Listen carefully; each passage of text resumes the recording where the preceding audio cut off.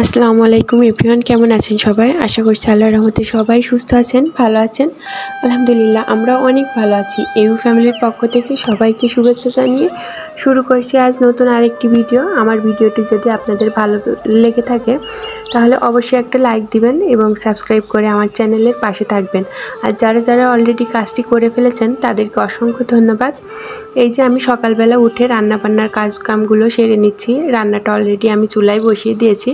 আজ রান্না করছি বরবটি ভাজি আর পাঙ্গাস মাছের তরকারি। তো আজ বেশ কিছুদিন হয়ে গেল, বেশ কিছুদিন বলতে 2 মাসই হয়ে যাচ্ছে। রোজার ঈদের পর থেকে আমাদের এখানে নেটের এতটা পরিমাণে প্রবলেম শুরু হয়েছে যে নেট কোনোভাবেই থাকছে না। সকালে থাকছে তো আর সারাদিন থাকে না। তো এভাবে নেটের সমস্যা হলে আমি ভিডিও আপলোড দিব কিভাবে? আর নেট না থাকলে অনেক সমস্যা, এডিট করতে গেলেও তো নেট লাগেই। যারা কাজ করেন আমার প্রিয় প্রিয় আপু এবং ভাইয়েরা, তারা তো বুঝতেই পারছেন নেট না থাকলে কোনোভাবেই সম্ভব না। তো আমি এই কারণে অনেক সমস্যার মধ্যে আছি। নেট কেন এমন হচ্ছে, মিস্ত্রিও এসেছিল, তারা ঠিক করে দিয়ে যাচ্ছে, আবার কিছুক্ষণ পরে থাকছে না। তো এই নিয়ে অনেক সমস্যার মধ্যে আছি। আমার অনেক আপু এবং ভাইয়াদের ভিডিও আমি দেখতে পারি না, রেগুলার ভিডিও আমি যদি না দেখতে পারি আপনারা প্লিজ কেউ কিচ্ছু মনে করবেন না। কারণ নেট থাকলে আমি বসে সেভাবে দেখার টাইম কখনোই পাই না। আমি চালু করে রাখি, আমি সবার ভিডিও অন করে রেখে দিয়ে আমি আমার নিজের কাজগুলা করি। আর যখন নিজের ভিডিও করার দরকার তখন আমি তো ভিডিও 5 মিনিট করে তারপরে আবার যাদের ভিডিও দেখার দরকার আমি অন করে রেখে ফুল ওয়াচ করে দিই। তো মাঝে নেট না থাকার কারণে আমি অনেক আপুদের ভিডিওই রেগুলার হতে পারছি না। আর এই যে এখানে দেখুন, আমার 2টা ছেলে সোফার কাভার নিয়ে এতটা দুষ্টুমি করে, সোফার কাভারগুলো অনেকটা নোংরা করে ফেলেছে। আর নিষেধ করলেও শোনে না। তারপরেও আমি সেভাবে নিষেধ করি না, কারণ ওরা রুমের মধ্যেই যেহেতু সারাদিন থাকে, সোফার কাভারগুলো নিয়ে খেলে, অনেক কিছু সেগুলো বলে শেষ করা যাবে না। তো ওদের খেলা শেষ হয়ে গেছে আর আমি এখন ঘরটরগুলো গুছিয়ে ঘরটা ঝাড়ু দিয়ে নিয়েছি, মুছেও নিয়েছি অলরেডি। আমি সেগুলোর ভিডিও করতে পারিনি কারণ এর আগের ভিডিওতেও আমি বলেছি আমার ট্রাইপডটা ভেঙে গেছে। আর ট্রাইপডটা ভেঙে যাওয়ার কারণে আমি সেভাবে সব কিছুর ভিডিও করতে পারি না। জাস্ট হাতে ধরে রেখে যেগুলো করা যায় আর কি সেগুলো আমি করি।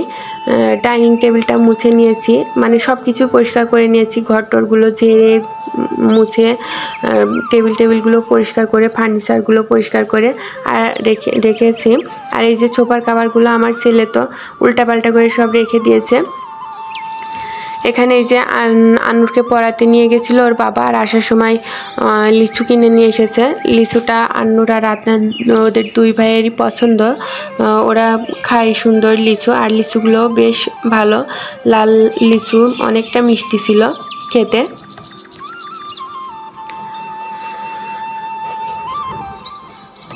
আর এই যে ঝড়ে গাছ থেকে আম পড়েছিল, আর কয়েকটা আম গাছের নিচে যে পেয়েছিলাম ঝড় শেষে।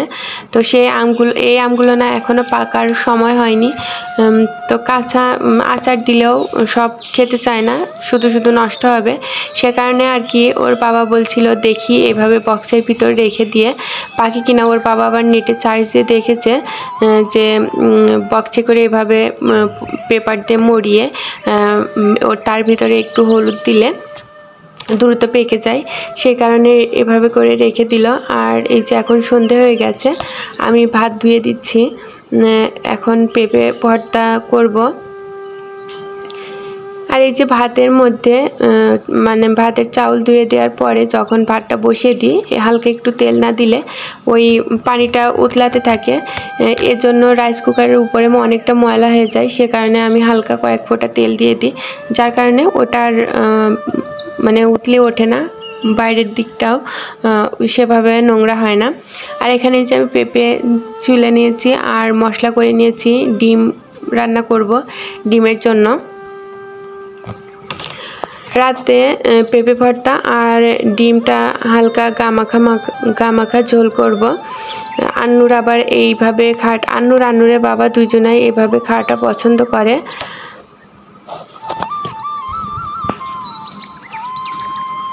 আর যা গরম পড়ছে, গরমের মধ্যে রান্নাঘরে তো বেশিক্ষণ থাকাই যাচ্ছে না, তো শর্টকাটে যেগুলো হয় আর কি সেগুলোই করছি। তো আজকের মতো ভিডিওটি এখানেই শেষ করছি। সবাই সুস্থ থাকবেন, ভালো থাকবেন। আল্লাহ হাফেজ।